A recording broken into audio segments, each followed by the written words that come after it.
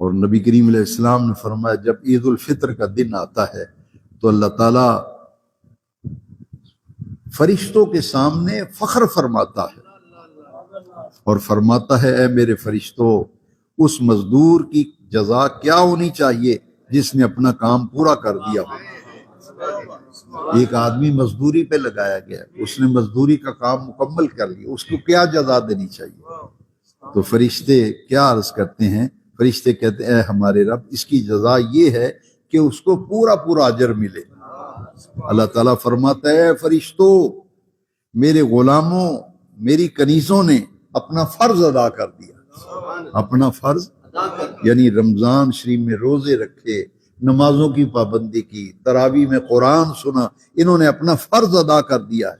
اللہ کریم فرماتے ہیں اب وہ دعا کرتے ہوئے عید کی نماز کے لیے جا رہے ہیں، مجھے اپنی عزت، اپنے جلال اور اپنے کرم اور اپنی بلندی اور اپنی رفعت مکانی کی قسم، میں ان کی دعا کو ضرور قبول کروں گا۔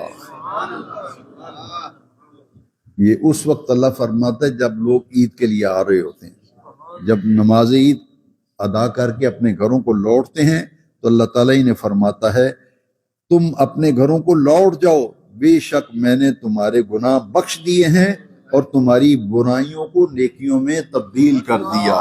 دیکھیں نا رب کا کتنا کیے گناہ ہیں، کیے گناہ ہیں، ان گناہوں کو اللہ نیکیوں میں بدل دے، ان گناہوں کو نیکیوں میں، صرف اس کے دروازے پہ کوئی جھکے تو صحیح، گرے تو صحیح اس کے دروازے۔ رسول کریم علیہ السلام نے فرمایا پھر عید کے بعد لوگ اپنے گھروں کو اس حال میں لوٹتے ہیں کہ ان کے گناہ سارے کے سارے معاف کر دیے جاتے ہیں۔